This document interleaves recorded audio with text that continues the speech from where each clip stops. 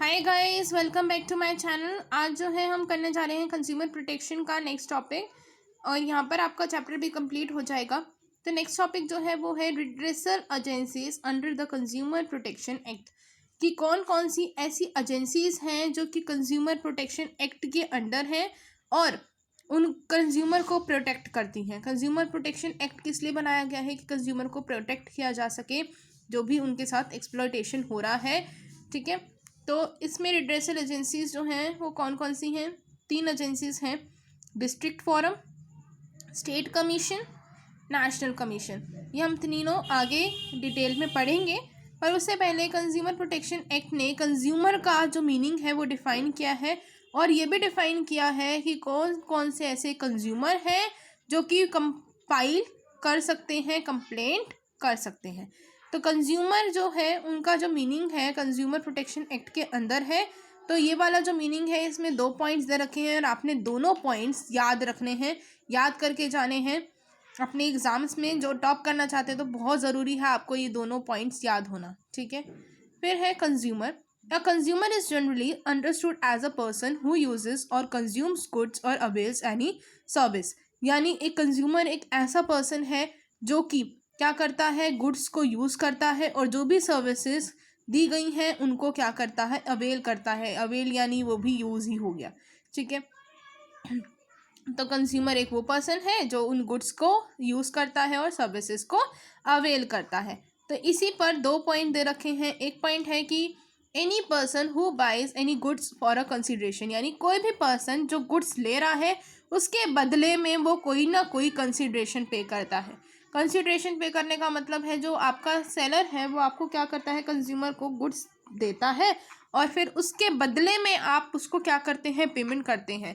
आप उसके पेमेंट के लिए ऑब्लिगेशन में आ जाते हैं कि आपको वो पेमेंट देनी पड़ेगी क्योंकि आप वो गुड ले रहे हैं।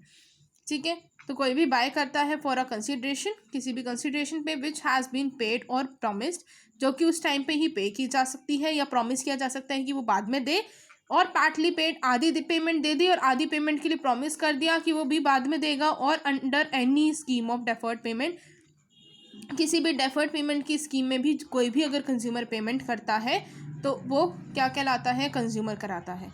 It includes any user of such goods when such use is made with the approval of the buyer, but does not include a person who obtains goods for resale or any commercial purpose।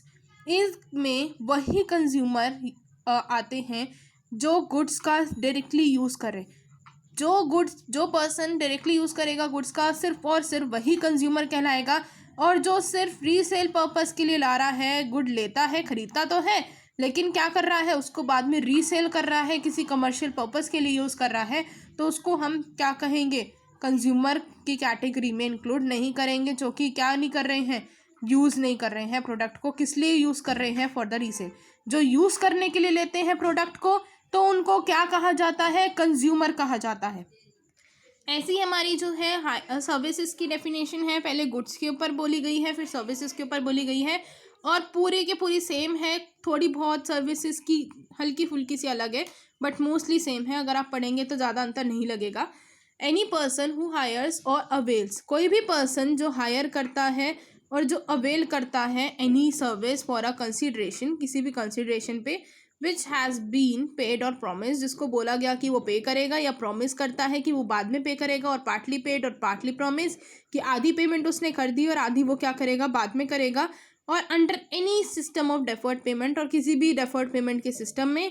और इसमें सिर्फ वही services include होती हैं जो कि सिर्फ और सिर्फ वो उस टाइम पे अवेल की जा रही हैं, यानी वो डायरेक्टली कंज्यूम हो रही हैं, वो डायरेक्टली आप उसका यूज़ कर रहे हैं। लेकिन जो पर्सन इन सर्विसेज को बाद में एनी किसी कमर्शियल यूज़ के लिए, किसी कमर्शियल पर्पस के लिए यूज़ करेगा, तो उस सर्विसेज को हम क्या, उस सर्विसेज के कंज्यूमर को हम कंज्यूमर नहीं मानेंगे, क्योंकि वो किस लिए यूज़ कर रहा है, for any other commercial purpose. फिर हमारे पास आता है who can file a complaint. कौन कौन कंप्लेन कर सकता है? कोई भी कंज्यूमर हो सकता है, कोई भी रजिस्टर्ड कंज्यूमर एसोसिएशन हो सकती हैं जो रजिस्टर्ड होती हैं किसी भी लॉ के द्वारा। फिर है कोई सेंट्रल गवर्नमेंट हो गई, कोई स्टेट गवर्नमेंट हो गई, और वन और मोर कंज्यूमर्स एक या एक से ज़्यादा consumer on behalf of numerous consumers having the same interest, जिन पर्सन का सेम इंटरेस्ट है उनके बिहाफ पर बहुत सारे कंज्यूमर्स इकट्ठा होकर फाइल कर सकते हैं। ठीक है, और ये जो क्वेश्चन है ये फाइल अ कंप्लेंट वाला 2 मार्क्स में आ सकता है, तो इसको ज़रूर पढ़िएगा। अ लीगल हियर और representative of a diseased consumer, कोई भी लीगल हियर या कोई भी रिप्रेजेंटेटिव मरे हुए कंज्यूमर का, यानी डिसीज यानी मरा हुआ, जो कंज्यूमर को किसी पर उस कंज्यूमर ने मान लीजिए कि अगर कोई गुड्स ली थी और उससे उसको कोई लॉस हो गया, तो उसकी वजह से अगर उसकी डेथ हो गई है तो कोई और रिप्रेजेंटेटिव या कोई उसका फैमिली मेम्बर केस कर सकता है। ठीक है, उन चीज़ों को यूज़ करने से अगर उसकी डेथ हो गई है तो दूसरा पर्सन उसके रिप्रेजेंटेटिव में क्या कर सकता है, कंप्लेन कर सकता है। और कंप्लेन करने के 3 फॉरम्स हैं, या हम कह सकते हैं 3 टायर जुडिशरी, 3 टायर जुडिशरी भी बोल सकते हैं, और इसको हम क्या बोल सकते हैं, रिड्रेसल एजेंसीज भी। तो पहला है डिस्ट्रिक्ट फॉरम। डिस्ट्रिक्ट फॉरम कौन सा फॉरम है, जहाँ पर जो एक प्रेसिडेंट होता है, 2 मेंबर्स होते हैं, और उसमें जो मेंबर्स होते हैं उनमें एक वुमेन का होना ज़रूरी है, यानी 2 मेंबर अलग हो गए और साथ के साथ एक वुमेन भी हो गई।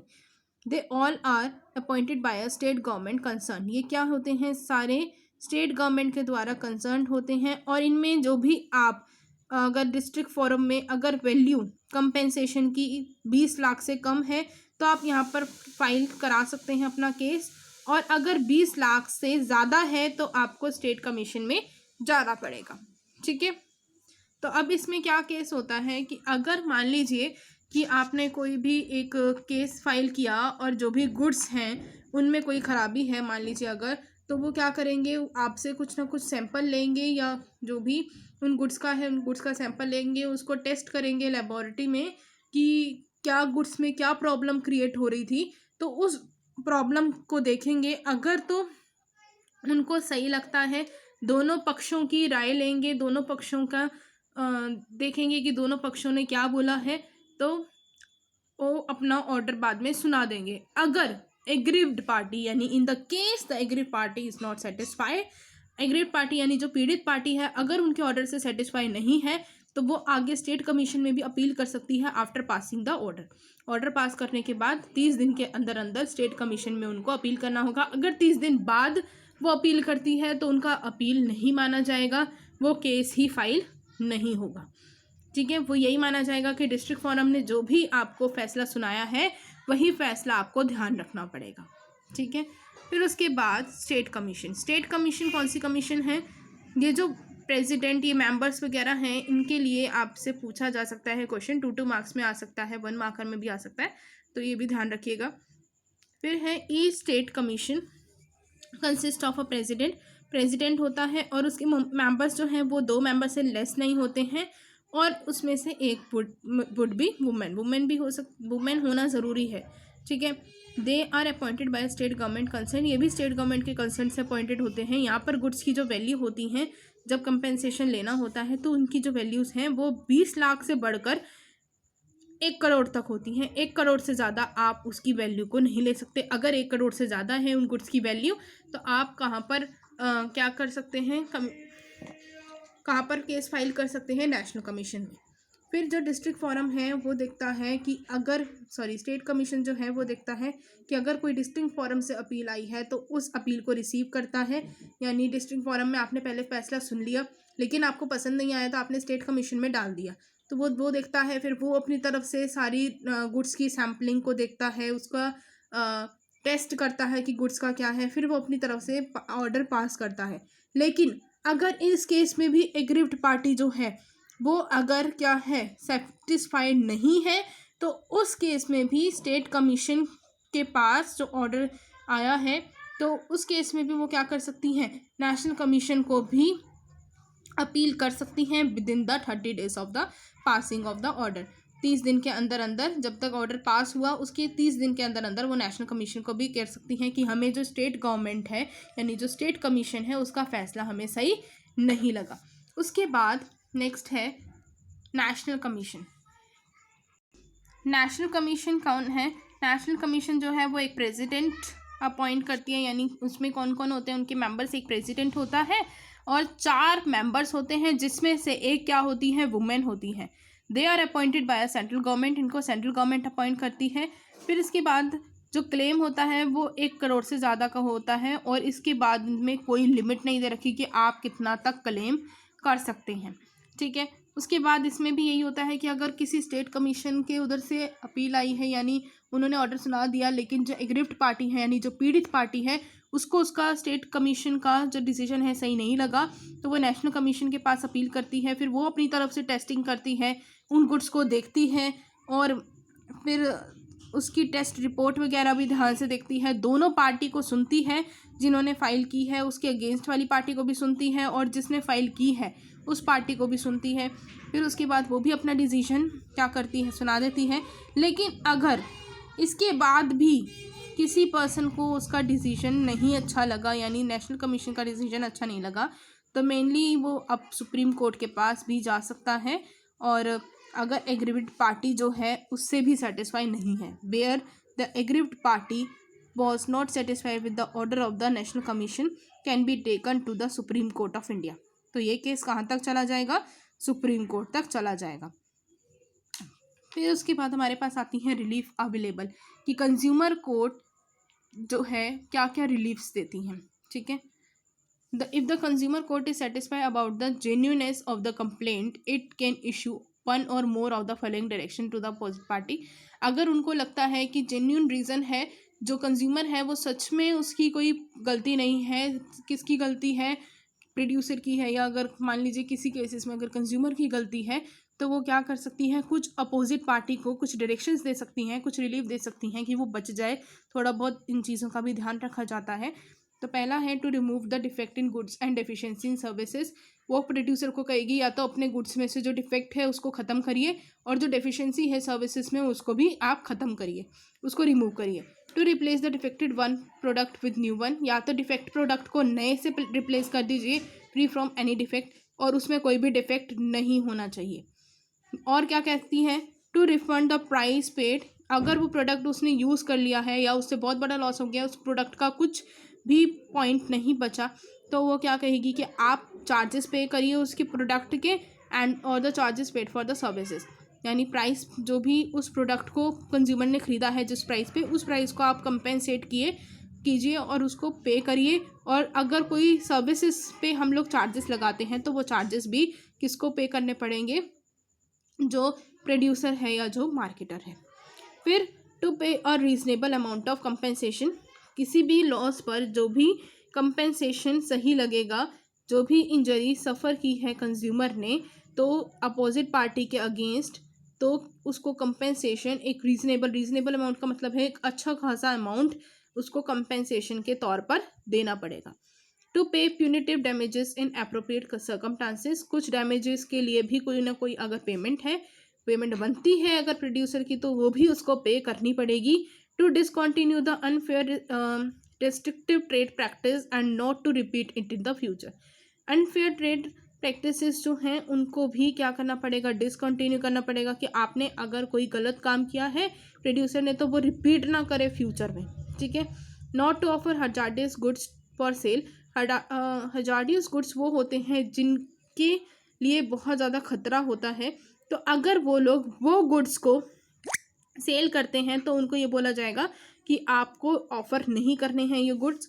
To withdraw the hazardous goods from sale, अपने जो भी ये गलत गुड्स हैं जिनसे किसी भी पर्सन को कोई भी नुकसान हो सकता है, तो इन गुड्स को अपने सेल से ही विड्रॉ कर लीजिए, यानी बाहर निकाल दीजिए।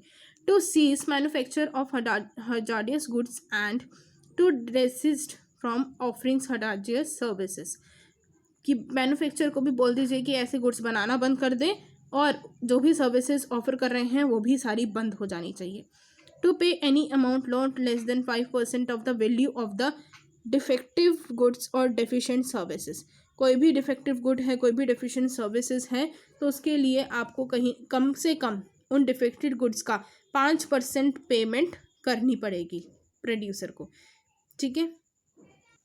फिर नेक्स्ट है to issue corrective advertisement. Corrective advertisement issue करें, कोई भी एडवर्टीजमेंट में मिसलीडिंग नहीं होना चाहिए, कोई भी एडवर्टीजमेंट गलत नहीं होनी चाहिए। फिर उसके बाद to pay adequate cost to the appropriate party को कोई ना कोई एडिक्वेट कॉस्ट देनी ज़रूरी है। और अगर कोई भी प्रॉब्लम क्रिएट होती है तब। ठीक है, यहाँ पर आपका जो चैप्टर है वो कंप्लीट हो जाता है। उसके बाद ये जो टॉपिक है role of consumer organisation and NGOs, ये वाला टॉपिक इस बार आपके सिलेबस से डिलीटेड है, तो ये टॉपिक आपने नहीं करना। और इसमें इम्पॉर्टेंस भी जो है वो भी डिलीटेड हैं, तो वो भी आपने ज़्यादातर नहीं करनी है। तो आपने जो जो टॉपिक करना है वो यही है, और जो टॉपिक्स डिलीटेड हैं वो नहीं करने हैं। And bye bye.